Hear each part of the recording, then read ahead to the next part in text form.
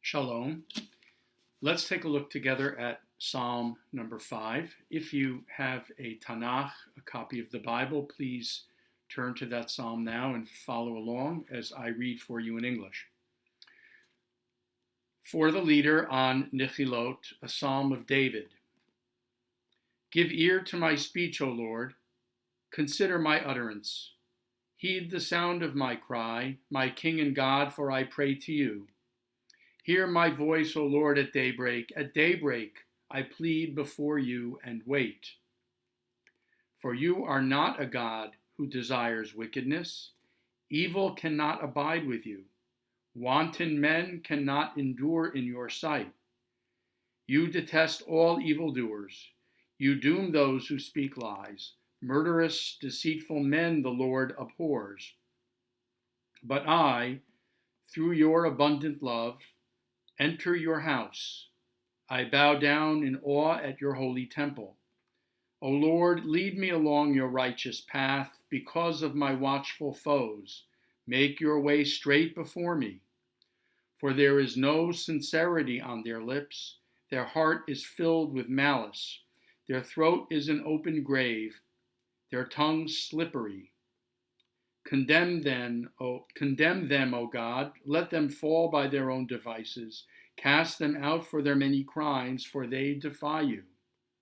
But let all who take refuge in you rejoice, ever jubilant as you shelter them, and let those who love your name exult in you. For you surely bless the righteous man, O Lord, encompassing him with favor like a shield. For those who are familiar with the daily prayer service in the Jewish tradition, the sequence is as follows. A person would enter the synagogue and put on the prayer shawl, the talit, and then don the tefillin, often translated as phylacteries, which I always find strange because who knows what phylacteries are anyways? Tefillin are phylacteries, and phylacteries don't really give us a clear explanation of what we are talking about. When we talk about tefillin, we are talking about the boxes that are placed on the head between the eyes, on the forehead, or the upper forehead, and on the upper arm, and wrapped around with leather strips around the forearm and the hand, and also the strips that hang down from the boxes on the head down the side of the shoulders and the upper torso. Those boxes each contain scriptural verses written in part on parchment in ink by a sofer, by a scribe, and each of those scriptural verses contain references to the wearing of these tefillin or phylacteries.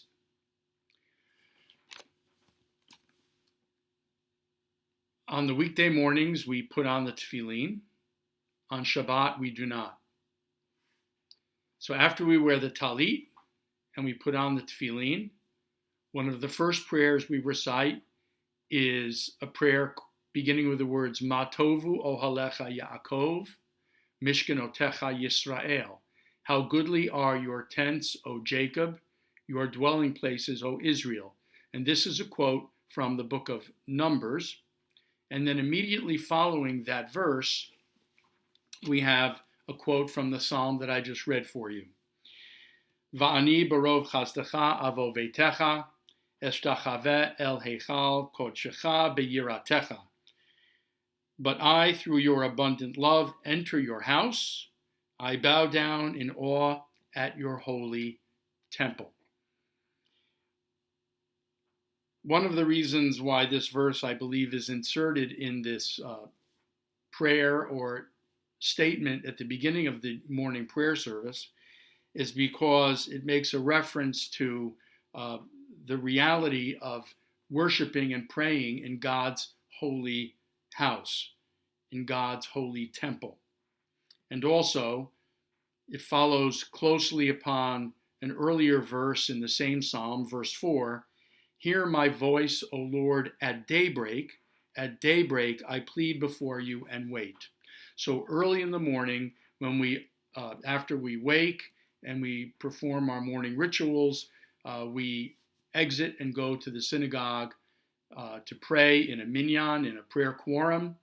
We put on our ritual garb, the talit, the tefillin, and we recite this prayer of thanks, proclaiming how beautiful, how wonderful, and how good our God's, our Jacob's tent and God's dwelling place, and expressing gratitude for the opportunity to pray in God's house.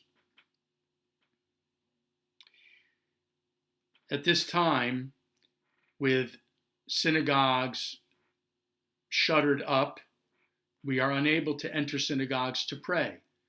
We are prohibited from walking into houses of worship to pray, to study, to celebrate together at life cycle events, to attend meetings, to attend recreational activities at our congregations. All of these things are closed up to us because of COVID-19, all out of the concern for our safety and security.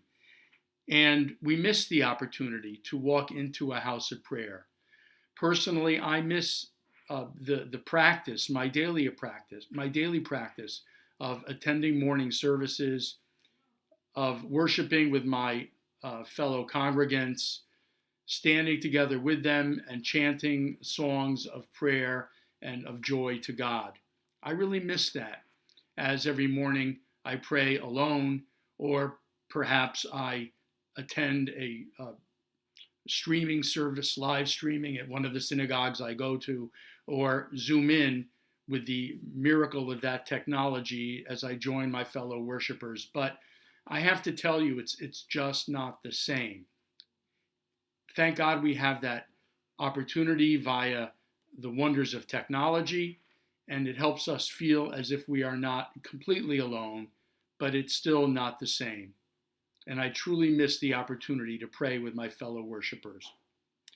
But it's also interesting in the psalm that it shifts from the first person, but I, through your abundant love, enter your house. I bow down in awe at your holy temple. And near the end, it shifts to the third person. But let all who take refuge in you rejoice, ever jubilant as you shelter them, and let those who love you and love your name exalt in you, and so on and so forth.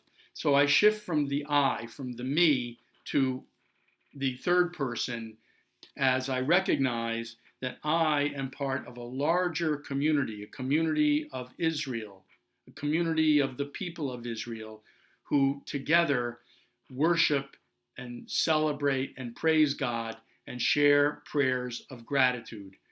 I alone am just me. I'm a solitary individual, but I gain strength and my existence gains meaning by virtue of the fact that I am part of a greater community. And as part of a greater community, we join together, maybe in a virtual way through live streaming or Zoom, or even if we are not using the computer, knowing that as I stand before God in the morning, and even though I am not in God's house, in a synagogue, but in the solitude of a room in my own home, I know that I am part of the virtual reality of a greater community, a community of worshipers, a community of people who share our abundant love of God as He showers His abundant love on us as we enter His presence in prayer and in worship. I hope that all of us can gain some hope and strength in knowing that even during these days when synagogues are shut off to us, that we know that we are still able to bask in the presence of God together. Shalom.